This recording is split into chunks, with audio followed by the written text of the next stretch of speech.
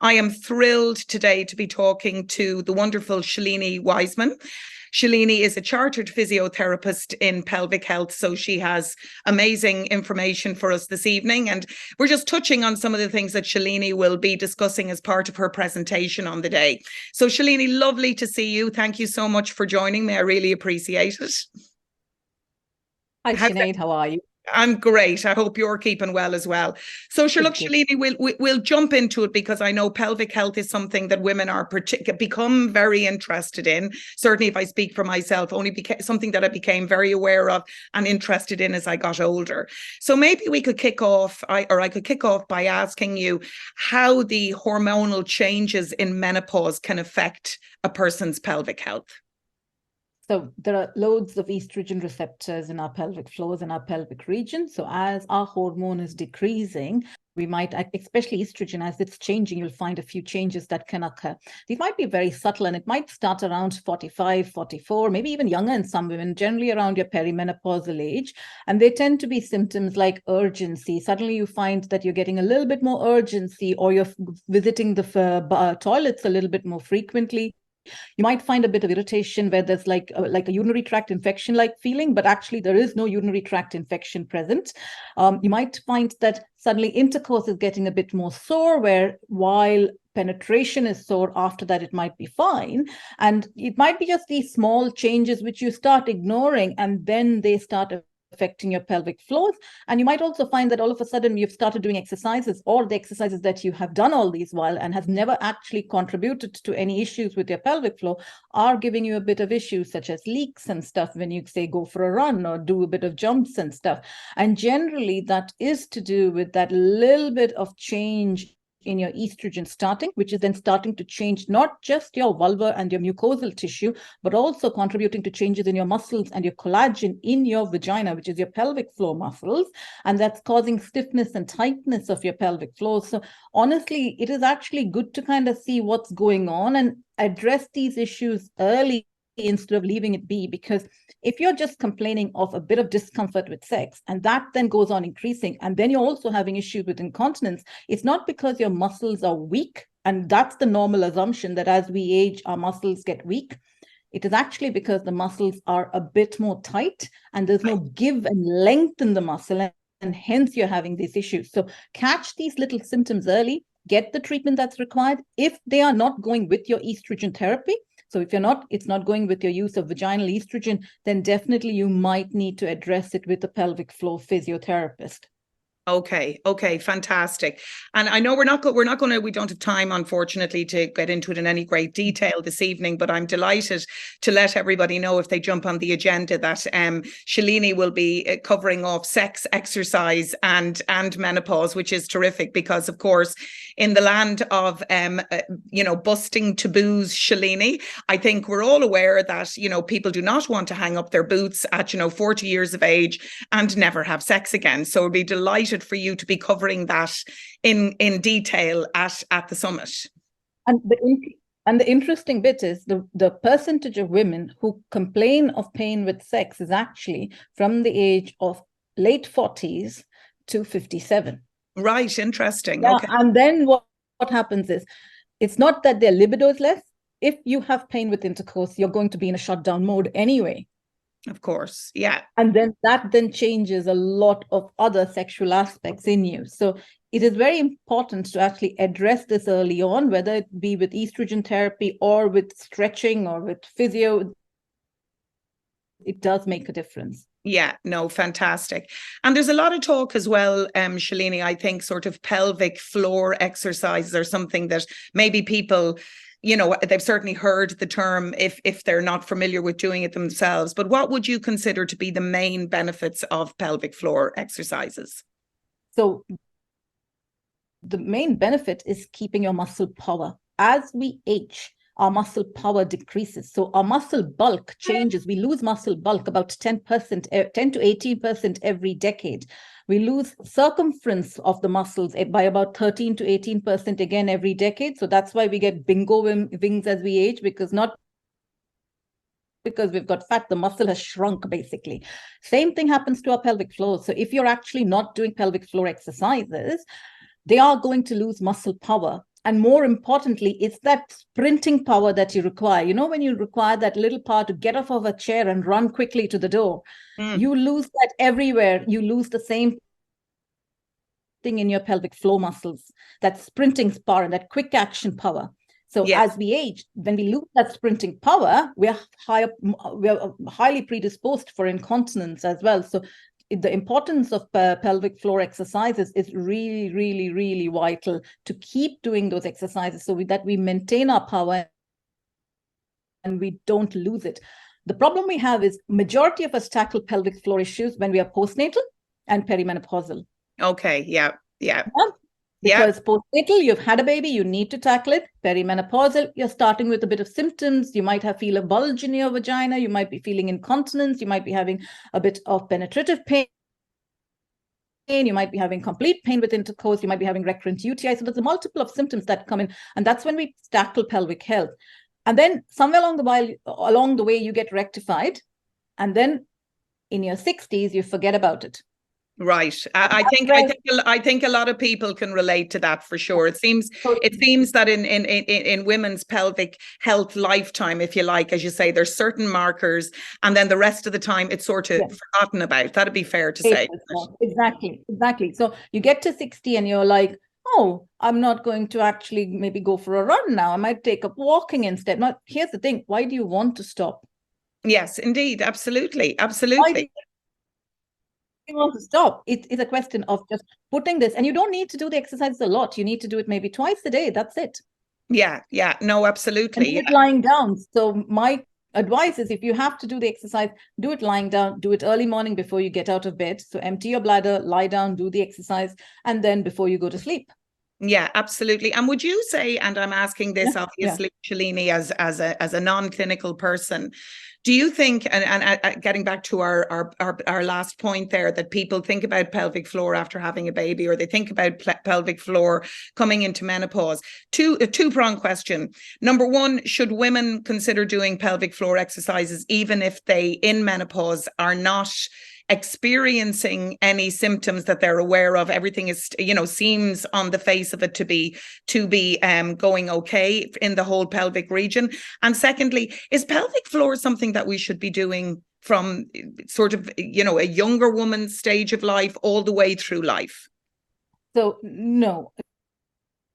Younger woman's stage of life, you really don't. The muscles are strong enough to work. Okay. Generally, you want to keep going with it if it's gone through any episodes such as childbirth or perimenopause. Right. Okay. I would like to stress that pelvic floor exercise is not for everyone, because you can have a weak muscle, but you can also have a tight muscle. And then you can have a muscle that's weak along with tightness. So right. Do the exercises.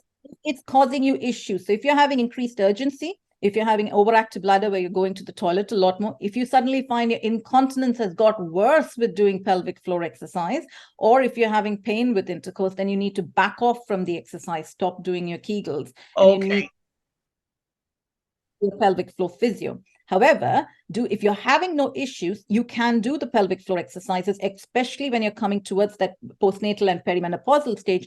You don't need to do too much of it.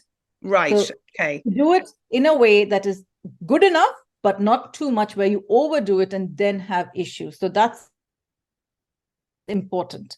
So if people are having issues from doing pelvic floor exercises, they should stop it, because actually there's something else going on in the pelvic floors. But doing it does help in terms of keeping up the power and the bulk of the muscle.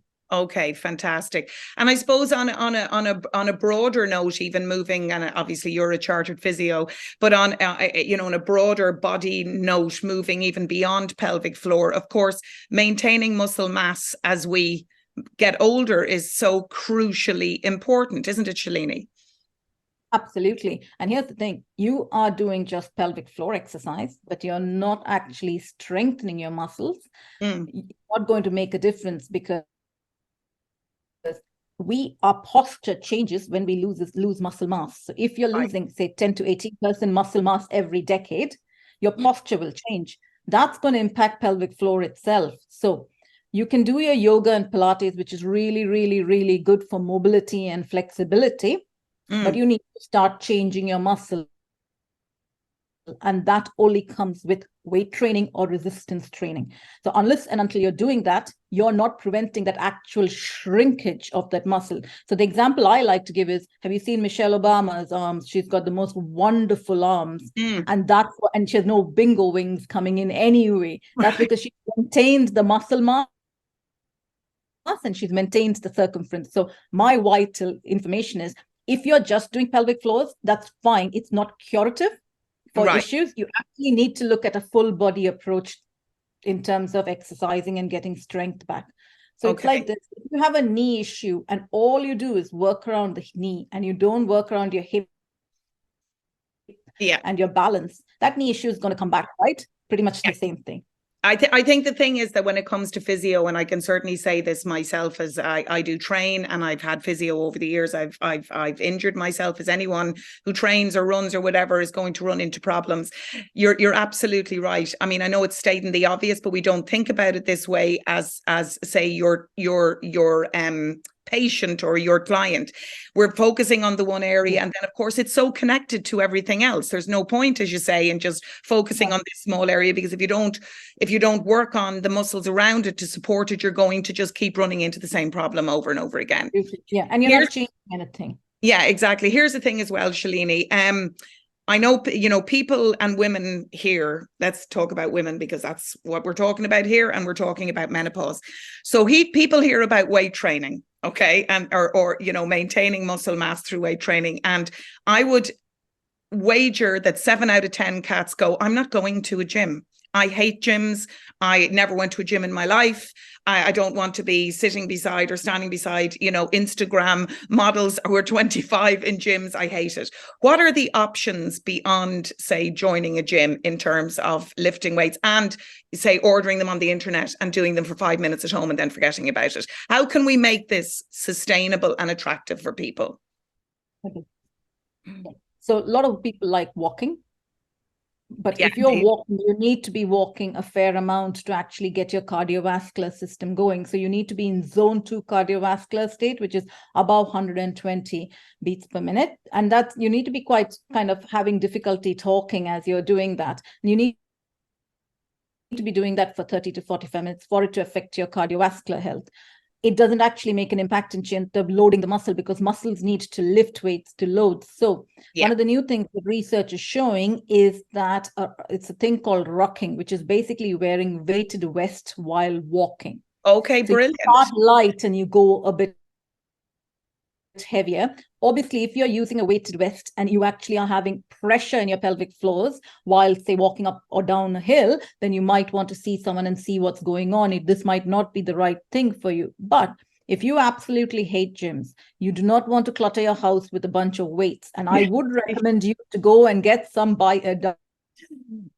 dumbbells and some kettlebells, and there are a few things you can look online and do it, and then just increase the weight as you progress. Rocking is a good option, which is basically a weighted vest. You start with 2.5 or 5 kgs while you walk, so that you make your walk harder. Walking hills is really beneficial because you have to actually work your muscles a lot more. It's good for your bone health, and if you're adding weight to it, that will make a difference too. And that might actually help in changing muscles as well. But it is not a substitute for individual muscle mass maintenance. So you kind of have to work your latissimus dorsi and your glutes and your quads and stuff to keep that muscle mass going. Because if you don't have good glutes and quads and hamstrings, your ability to propel yourself up off a chair without support decreases as we age, especially if you aren't on HRT early on. No, absolutely. So it's not a good substitute, but that rocking is a good substitute. It's not an entire substitute, let me reframe myself, but it's a good option in terms of adding weight or weight training to your general walking. Yeah, no, that sounds fantastic. And also another thing I just wanted to touch with you, Shalini, which I know is something that you're obviously very familiar with, for the runners amongst us. So I'm a runner. There are a number of products now on the market, really good products in terms of supporting your pelvic area as you run, aren't there? There's a number of things that are recommended in that regard. Do you want to just give us a sense of what's available? Because I'm not sure a lot of people, I run with a lot of women in my club who are the same age as me, and no one has mentioned this. Nobody's talking about it. So it just leads me to believe that people aren't actually aware that these things are available. So you have running shorts and running capri pants or tights, which are actually really useful for your pelvic floor. So it's kind of like wearing a sports bra for your pelvic floor. It just holds everything up. So especially if you've had kids, or if you're having incontinence issues, or if you feel like a bulge after running for 2 hours or so, then it's good to have this external support. There are 2 products in the market. I do like the Irish brand. It's the EVB sports shorts. It's an Irish brand. It's a good one to have. And there's also the SRC sports shorts, which is also quite good. So I would normally recommend this to my new mums who are starting to run, to give support so that after a baby. But I think if you've had any kind of pelvic floor issue, if you kind of feel that a little bit more laxity in your pelvic floor that's come on with the onset of perimenopause, or with the changes that you're seeing, using some sort of a support shorts, especially either the EVB or the SR, worth your while. If you feel a heaviness or a drag, definitely you need to get that checked out and use a support while running. Even if you have incontinence, it does help you. Okay, fantastic. And just in terms of the research, Shalini, and as we age, like, what are the numbers in terms of, muscle mass loss over the decades beyond, let's say, 40, for example? What's the research on that? Off the top of my head now. Yeah. So from perimenopause onwards, we start actually losing about 10% every decade. 10 to 15% is what they're saying, and then further. But also what's happening is it's the circumference of the muscle that you're losing as well. So you lose about 15 to 18% of your circumference as well. The problem is losing muscle mass is fine, but when you lose circumference, you're actually losing power. So, the ability to push. So you never see someone who is frail being able to push compared to someone who's like really big built and with strong arms or goes to the gym regularly. So the problem with that is that we also end up with weakened tendons. So there's collagen changes that occur, but the collagen gets very stiff. And if you are perimenopausal or menopausal and suddenly you're getting frozen shoulder, or you're getting like a carpal tunnel syndrome or DQ rewinds, that's actually a sign that there is lack of estrogen and there's changes occurring, and you might want to consider going on to HRT. Because again, the research is that there's a huge reversal in people in terms of getting back their power if they go on HRT at their perimenopausal state than compared to after they've gone into menopause. Right. Okay. Good to know. I think that's a really important point. And also in terms of localized estrogen, so the likes of Vagifem, getting back more to the pelvic area again, Shalini, what's your view on the effectiveness of that? And I know we're not going to talk about prescribing individual people here, but is that something that you would very much, I suppose, champion that? Or is Absolutely. I know I'm asking you thousands.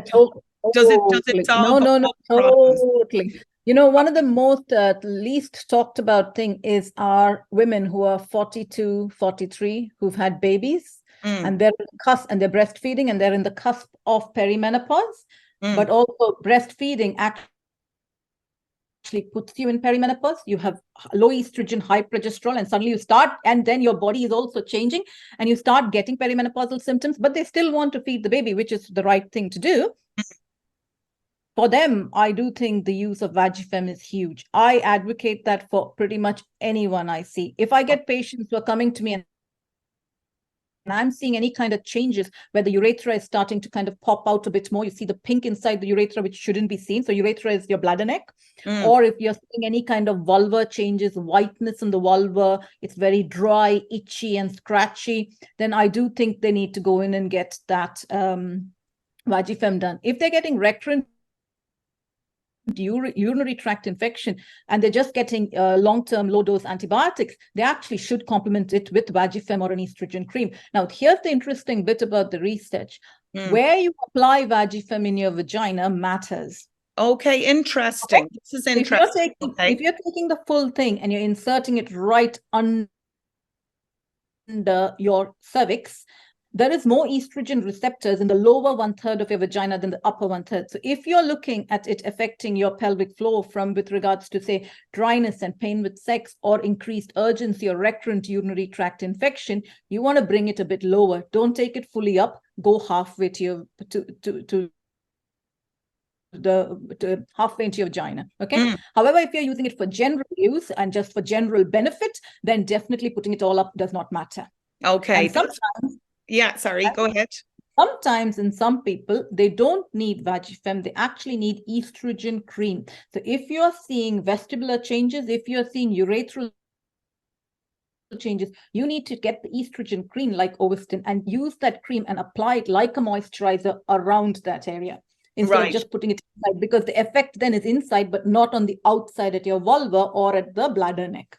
Yeah, that's really interesting, actually, because again, I'm personally on Vagifem, and nobody mentioned. I mean, I would do it as per the manufacturer's instructions, but it's interesting to know that there's another option if people are more interested in, I suppose, muscular issues in the vagina. Yeah, and it's where you're having an issue. So if you're having issues around your bladder neck, there's increased urgency, there's the opening of the bladder neck is actually getting wider as you age, then you might actually want to look at applying that around that. Right. So not in all cases does it need to be shoved right back. Halfway through in the night is the best. Okay, fantastic. So I suppose to kind of finish up on a positive note, and not that all of this isn't positive, would it be fair to say, Shalini, that when people start potentially running into issues with their pelvic area, that these are things that there are obviously a number of things out there that can almost reverse those issues and make life more, meaningful and manageable again? Absolutely. Absolutely. So go to your GP, get the estrogen prescription, get your bloods done, see if you need HRT, because sometimes you need not just intravaginal estrogen, you need a transdermal patch as well. You need to complement the two together, especially if you're coming with a lot of joint pains and shoulder issues or back issues and stuff, along with pelvic floor issues. It actually complements. So get that done. However, if you find there is no change in symptoms, such as increased urgency, such as recurrent urinary tract infection, though there is no urinary tract infection coming positive in the test, pain with sex, I would recommend you to go and see a pelvic floor physio. Right. Okay. Yeah. Fantastic. Okay. Brilliant. Okay. There's somebody trying to get in. Some cases that can get. Sorry. And there are some cases. Just hold on one sec, Shalini. I know this is ridiculous. There's somebody else. That's all right. That's okay. Hold on one tick. It happens. I know. Seriously. Hold on a second now. Well, at least my dog hasn't walked into the room. Sorry about this, everybody. Thank you so much. That's fabulous. Thank you so much. Well, I'll tell you, everyone in the world watching this never happens. So I've no idea. Lovely. Oh, beautiful. Oh, that's lovely. That never happens. Anyway, apologies. You got to tell me later who sent that to you. I know. Apologies, everyone, that I didn't stop the recording, because I'm afraid if I stop it, I won't be able to start it again, and we'll run into all kinds of problems. So apologies. Apologies for that, Shalini. I live in a ground floor apartment, and I'm in my sitting room, and the window is there and the front door is there. So when people come, I can't even hide. Do you know what I mean? They can see me in here. So my apologies. That's okay. That's absolutely. You know what? I think you never say no to flowers. So look, you never say no to flowers. So it's a good thing. So one of the things I wanted to say is that there can sometimes be serious issues that occurs with the change of perimenopause. So you might have had, like, say, instrumental deliveries with your baby, and you might have a little bit hang of your vagina, and suddenly that starts turning symptomatic because of your collagen change and your estrogen change that occurs. Those are the cases that you definitely don't try self-rectify by doing pelvic floor exercise. Okay. You need to go and see your GP. You then need to go and see a pelvic floor physio and or a gynecologist or a gynecologist to see if there's anything like a surgery that's required. You might need a pessary too because of that change that's occurring. So those are the things. You don't dig your head in the sand and hope estrogen will cure it. Okay, very important. I think that's a really important and a really strong point to end on, Shalini. Yeah. So, is there anything else that you would like to add before we wrap up? But Sinead, I could add another 10 things, but actually so what I would like to say is that dermatology down there is missed a lot. So if you're having issues with regards to thrush and stuff, Okay. which can happen, and dryness and a lot of itching and scratching, sometimes in some people, it's a very few percentage. There's a thing called lichen sclerosis, which is a dermatological change to the vulval and clitoris area. If it's not caught in time and not medicated early with the steroid creams and estrogen, it can actually cause a lot of devastating effect to the women's pelvic floor, genital areas. It's not much, but it's common enough. So I would say if that's happening, you need to get your GP to refer you to a dermatologist. Okay, fantastic. Well, end with that, yeah. Yeah, no, that's brilliant. And this is just some of the information, by the way, everyone, that Shalini will be sharing with us at the National Menopause Summit. Plenty of tricks and tips in terms of how you can manage yourself better. Absolutely. And, you know, so many great things, even on our chat here this evening, Shalini, in terms of, I'm just thinking in terms of the stuff that we've covered off, and even stuff like, you know, where to if you're using Vagifem, where to place it within your vagina, depending on what your particular issues are or whatever. So this stuff is all gold. And just to let everybody know, as I mentioned at the start of our chat, that Shalini will go into detail as well about, does anyone have sex in menopause? Is there any need to discuss that? Sure, we're all finished with that. No, we're not. So Shalini will be talking about that at the National Menopause Summit. So really, really looking forward to that as well. So Shalini, thank you so much for your time. I really appreciate it. And just to let everybody know that we'll be back again next week with Sarah Alcock. And Sarah is the founder of Prime Fit by Sarah. And actually, it's interesting that we're talking to Shalini, who's a physio today, because Sarah works with women in midlife in terms of maintaining muscle mass, and particularly people who don't fancy donning the, you know, Jane Fonda gear and heading to the gym. So she has some really, really good sort of tips in that regard to help us maintain our muscle mass and keep us fabulous moving forward in life. So on that note, I will let everybody go. Again, thank you so much, Shalini, for joining us. And one last note. Yeah, brilliant. And last note, guys, please do be sure, if you do intend on coming to the summit, we're less than 4 weeks now, to jump onto nationalmenopausesummit.com and secure your ticket or your table. So we'll see you all again next week. And yeah, great. And I hope everybody has a great week. All right. Thanks a million.